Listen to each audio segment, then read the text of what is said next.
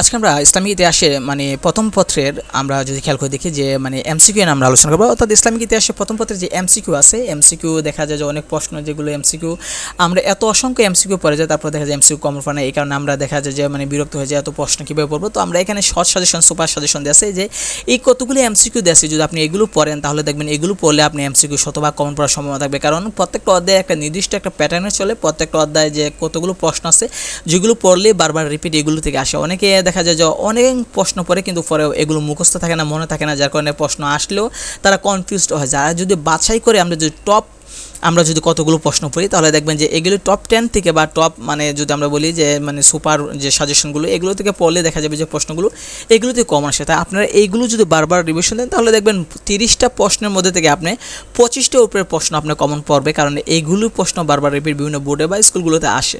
তো এগুলো আপনারা পড়লে দেখা যাবে যে রিপিট প্রশ্নগুলো বারবার দেখবেন যে আপনারা পরীক্ষা হলে দেখবেন যে কমন পড়ার সম্ভাবনাতে দেখা যায় কনফিউজড হয়ে যান যে কোন প্রশ্নের উত্তরটা কোনটা হবে। পরে গেছেন ঠিকই, তো এত অসংখ্য প্রশ্ন না পড়ে যদি এই প্রশ্নগুলো আপনার সাজেশন পড়েন তাহলে নিশ্চয় থাকেন যে আপনার 25টার উপরে, 30টার মধ্যে 25টার উপরে আপনার যে মানে এমসিকিউ পড়ার সম্ভাবনা, কমন আসার সম্ভাবনা থাকবে। তো এটার আমরা মানে এই পিডিএফটা আমরা লিঙ্ক ডেসক্রিপশন বা কমেন্টে দেবো, ওইখান থেকে আপনার সকল প্রশ্নের মানে সকল প্রশ্নের পিডিএফ বা সকল মানে পত্রের পিডিএফ আপনারা পেয়ে যাবেন, ওইখান থেকে আপনারা ডাউনলোড করে নিয়ে নেবেন।